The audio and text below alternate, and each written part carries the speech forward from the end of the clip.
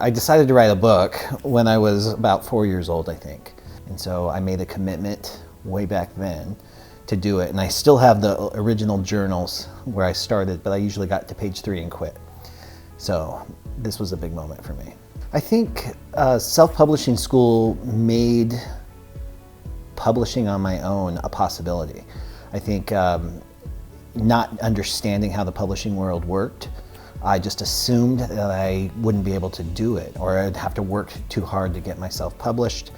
And then I also had seen some people who had self-published, and I almost felt almost embarrassed for them because some of the quality of the material that would come out was just not very good. So when I saw self-publishing school and I saw the success other people were having doing it, and held a book in my hand that was self-published, that was good, it really opened the world to possibilities. What's gotten me past page 3 through those obstacles and hurdles was a number of things. But this community, the community that comes with self-publishing school, I think is probably one of the most inspirational and motivational communities to be in, because people are there to support you. There's no competition. It's not like one author says, I can't share information with you, so you don't take my thunder. Everybody's in there and they're publishing their wins and talking about the progress that they're making, so it just makes it really tangible. And you know, there's a turning point in my life too where I didn't want to die with a story still inside. So I knew I had to get this thing out. It took me 3 years to do it, but it's here. I think my favorite part about the process has been the worst part of the process at the same time.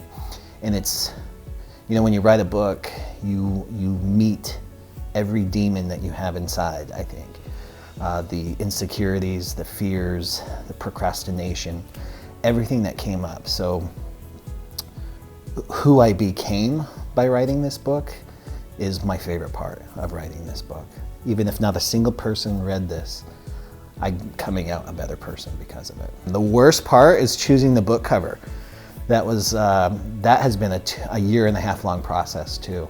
Getting feedback from people who said they want your face on the cover, but it doesn't make sense to have your face on the cover, and you know, trusting your gut over what people are telling you, that's been the hard part. If somebody was hesitant to join self-publishing school, I would first tell them to tap into their why. Why is it important for them to write a book?